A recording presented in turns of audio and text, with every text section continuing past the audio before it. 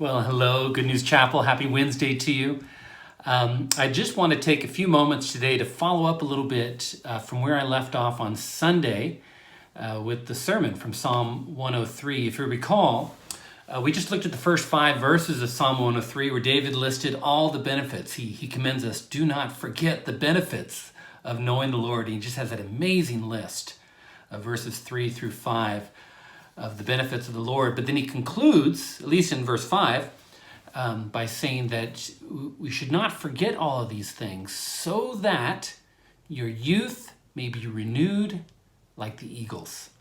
And I didn't get a chance to really comment on that or say much about what does David mean by that our youth is renewed like the eagles. And really for 2 reasons. Partly was just for time. I didn't quite want to go off on that tangent right at the end of the message. But also just because it's such an interesting metaphor that David uses that I wanted to give us all, including myself, a little more time to ponder it. Because when you think about it, it's really kind of an odd comparison to say that our youth is renewed like the eagles. Now, normally when I think about youthfulness, if knowing the Lord somehow is going to make us feel youthful again, I would have maybe thought maybe of picking a different animal, like, maybe a little spry little lamb bouncing around the meadow, or a puppy or a dolphin, something cute and cuddly and playful. But that's not really an eagle. And so where David, I think, in the Bible is trying to stretch our thinking with this image of saying youthfulness, that God is restoring us and restoring youthfulness in us just like an eagle's. And so this is what we need to sit with today and try to reconcile these two kind of seemingly disparate images and try to see what is it that David is trying to get and what is the Bible, I think, really stretching us in some good ways to get us to think, to get us to press in to see what does the Bible mean by youthfulness, and that it probably doesn't mean just simply being cute and cuddly and playful, but in fact it's saying something much deeper, and I think something much more profound for the effect that God's grace wants to have upon our souls, and what that means to be youthful. And it's and what's key is that what David wants us to understand is that the inward work of the Lord and what it wants to do in our lives is not to be cute, cuddly, little, innocent kind of creatures, but to have something like an eagle. And I think there's 3 things. As I was thinking about the list that David gives, and as I kind of did a little research on eagles and have thought about eagles for the last couple days, and just 3 things I wanted to mention today about what I think Psalm 103 is getting at, and what can we take away from this. And so the 3 things, number 1 is the idea that to be renewed in youthfulness means to be lifted in our hearts and our spirits and encouragement. And an eagle, what's amazing about eagles is that they can fly up to 10,000 feet. And one of the highest birds, not the highest, there's other migratory birds that fly higher than that, but they're always flapping all the time. They're doing all this work. Whereas an eagle, to get to 10,000 feet, they don't have to flap at all. And what's really amazing is the fact that they can actually soar upwards. And so they don't really flap that much, but what they do, their wingspan and just the slight tilting of their wings, they can just ride the uplift of the thermal currents and just let the wind and the currents of the wind just kind of lift them up higher and higher.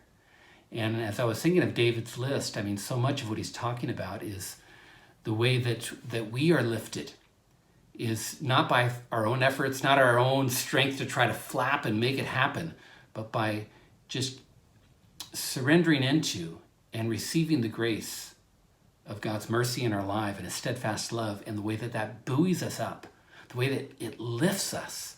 And I think David's looking at an eagle and saying, oh, that's how I feel. When the grace of God comes upon me, I just feel lifted, just like the eagles. Secondly, when we think of an eagle, I mean, it's an image of dignity and strength. I mean, you think of how many nations, how many national flags, how many corporations, how many sports teams, use an eagle as their mascot, or, as their emblem upon things, And I think that it's clear to see that the eagle just seems to represent this idea of regalness and of kind of a dignified strength that we look to and say, oh man, I want to feel that way. And what I love that David writes in Psalm 103 is that God's grace not only lifts us out of the pit, not only rescues us and forgives us of all our sin, but then there's this idea that he says in verse 4 that he crowns us with steadfast love and mercy.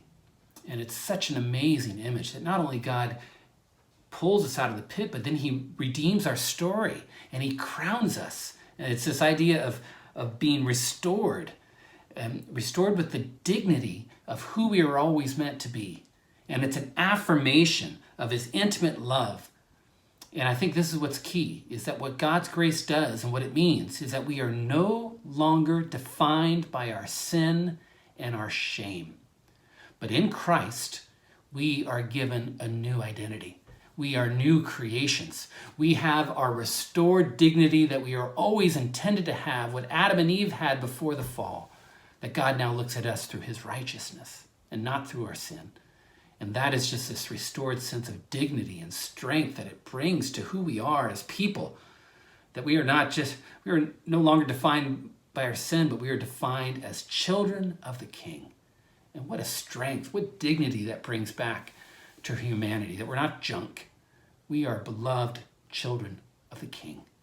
Just like an eagle has dignity and strength, so do we have dignity and strength in Christ. And lastly, I was thinking of an eagle as just the amazing vision that an eagle has. Have you ever seen how large the eyes are on an eagle? An eagle's skull is basically 1/3 the size of a human skull, and yet their eyeballs are the same size as yours and mine. They have the same size eyes as we do, but in 1/3 the skull. And so the size of their eyes compared to their head is just immense. And what's cool is that when they're soaring up there at thousands and thousands of feet, that eagles have eyesight that is 8 times better than yours and mine. That they can see a tiny little rabbit from 2 miles away. And not only can they see their prey and hunt and all that, but just the vision. I mean, they can just see for miles and miles and miles. And when they're up there that high, they just get the big picture, the big veranda, the big view of just how the whole lay of the land and how, just this amazing perspective from way up there.